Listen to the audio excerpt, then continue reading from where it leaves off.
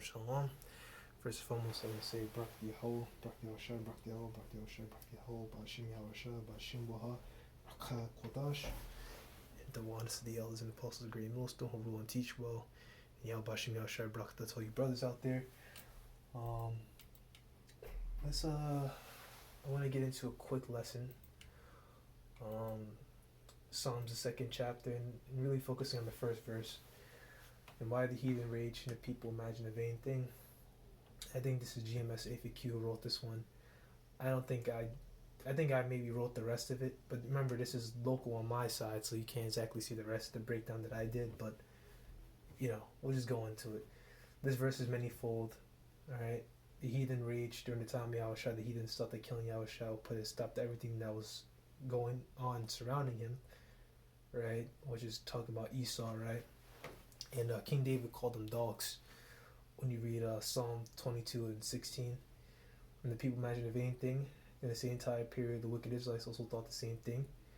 Nowadays, the same things are happening. The heathens are trying to stop the word from coming out, whereas the wicked Israelites are trying to subvert the prophet of the Lord and the true gospel. Exactly, Esau's trying to. Well, she's going to succeed, right? The famine of the word. But he isn't going to stop these prophecies from coming to pass, and he won't stop the salvation to the hopeful, to the elect, right? To the elect. Jeremiah 30 and 7. I'm going to mention it again. I just mentioned in the video I did earlier today. What was it? It was, come on, brain. Jeremiah 30 and 7, right? There's even a time in Jacob's trouble, but he should be saved out of it. The he is just means elect. So, heathen are not stopping that. Okay? Even also other nations trying to buy or vying for power. Exactly. So when you see here, imagine a vain thing. Now, a vain thing is something worthless. All right, something worthless, a worthless imagination or thought. And it's the same thing where they're trying to stop and subvert the prophet of the Lord and the true gospel. They bring up allegations against us, see that we're pedos and so on and so forth, which is not true. And they're going to pay for that. Acts 4 and 13. Now when they saw the boldness of Peter and John and perceived that they were unlearned and ignorant men, they marveled, and they took knowledge of them that they had been with Yahushua. Right? Now this is talking about the council, which they were against Peter and John, which you can read more about in Acts the 5th chapter. You had Gamaliel who actually stood up for them, so on and so forth. But moving on, right? And these are Israelites, by the way, these council members, okay? And they call them unlearned and ignorant, right? This is the book of 1 Corinthians chapter 1, verse 27. But the Most High have chosen the foolish things of the world to confound the wise, and the Most High have chosen the weak things of the world to confound the things which are mighty. Exactly. So we may not have your degrees in the theological seminary school, or PhDs in, fucking mathematical arithmetic and fucking high-level arithmetic or some shit. But, the Lord have chosen us and given us the spirit to be able to destroy you, through the words, and to be able to understand these scriptures and be able to destroy you in your arguments, man. Everything through the spirit, man. Like, there's nothing you can say against us, man. You can't do nothing against the truth before it, so you can't stop this, man. You come on the highways and byways, you get cut, you get destroyed. I mean, you walk away with your head down because you ain't stopped shit. All right. So and then you guys can get destroyed literally too, because the chairs that come down, they're gonna take your ass out, man. You're gonna pay for what you did. And beholding the man which was healed standing with them, they could say nothing against it. And that man that was healed is in Acts the 3rd chapter, right? A man who was lame, he couldn't walk. When they had commanded them to go outside other council, they conferred among themselves, saying, what shall we do with these men? For that indeed a notable miracle hath been done by them, is manifest to all them that dwell in Jerusalem, and we cannot deny it. But that it spread no further among the people, let us straightly threaten them. They speak henceforth to no man in his name, which is Yahushua. And they called and commanded them not to speak at all, nor teach in the name of Yahushua. So, same thing as they be doing They be threatening us. They be saying so this and that, and you know, they're not gonna stop us, man. They may call us names. They may bring up allegations, but we're not supposed to listen to that. Let's keep reading verse 19. But Peter and John answered and said unto them, whether it be right in the sight of the Most High to hearken unto you more than unto the Most High, judge ye. For we cannot but speak the things which we have heard and seen. Exactly. The points in the 19th verse. Do you think, it's the NLT verse, do you think the Most High wants us to obey you rather than him? Exactly. Alright? Let's go and get this one real quick. This is book of Acts chapter 5, verse 27, which is a continuation, right?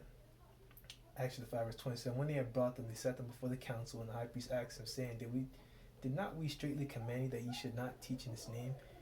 Behold, ye have filled Jerusalem with your doctrine, intend to bring this man's blood upon us, which is Yahushua. Then Peter and the other apostles answered and said, we ought to obey the Most High rather than men. Exactly. And to skip down a little bit, right? Which that's once again, they say it again, right, in the 4th chapter. And verse 5, just to get to the point, this is Gamaliel speaking, by the way, who was a member, who was a part of that council, right? He was at the council, right? Verse 38, now I say unto you, refrain from these men and let them alone, for this council, or this word be of men, it will come to naught. But if it be the Most High, you cannot withdraw, lest haply be found to fight against the Most High. Which, when you think about it too, right? And I was meditating on this, right? This thing about us was never overthrown, man. We were around back then. Well, I'm of that number. We were around back then, and though we may have died on that side, we just came back again, man. Because the spirit of the prophets is belongeth unto the prophets. So this thing never stopped. It never stopped, even though 70 AD went down. Eventually we took over, we took down the Roman Empire, and so on and so forth. Holy Roman Empire came out, then the Renaissance. But we just came back again during this time now, which let's see if I got it. No.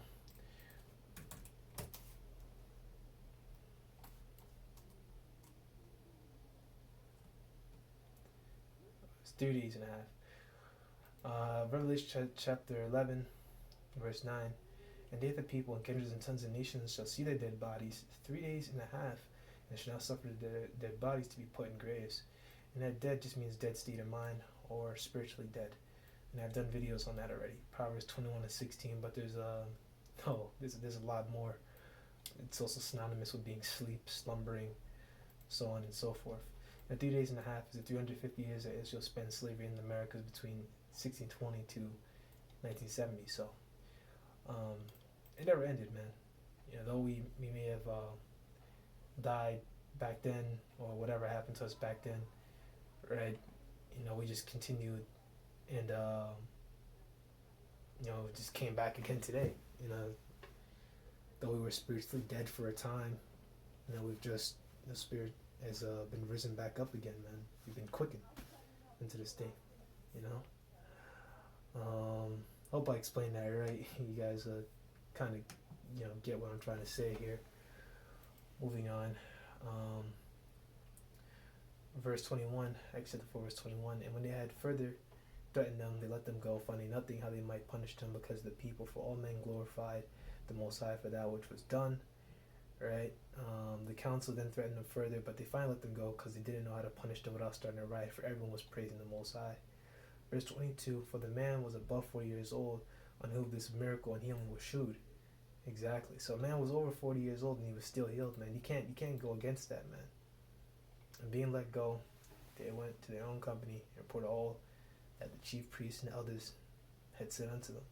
That's just all the power of the Lord, man. Verse 24, when they had heard that, they lifted up their voice to the Most High with one accord, saying, Lord, Lord, thou art our power. Well, yeah, thou art our power, which hath made heaven and the earth and the sea and all that in them is, right? And everything in them, when you look at the NLT version, right? Which he did that through Yahushua, right? You look at Hebrews 1 and 1. Pretty sure John 1 and 1. And in Genesis, and you just read on down, that word for God, when you look at Genesis, the first chapter is Elohim, which means the angels. Verse 25, who by the mouth of thy servant David has said, why did the heathen enrage and the people imagine vain things? Now that's a prophecy.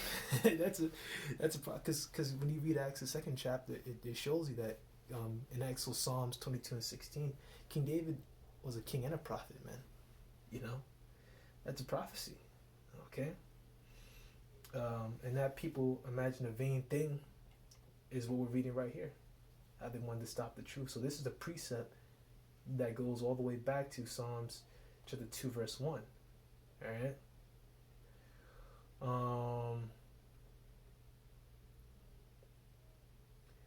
I mean, you could really read on for the rest, but I really wanted to talk about wicked Israelites and so on and so forth, how they they come up against us and they talk that shit. They do the same thing, man. They threaten us, they call us names, they call us, you guys already on the deal, man. I see videos. This one video, this dude had a photo of the other pastor in like jail, and he was basically calling us booty bandits, man. And I was just fucking laughing my ass off at this, but I'm done with this.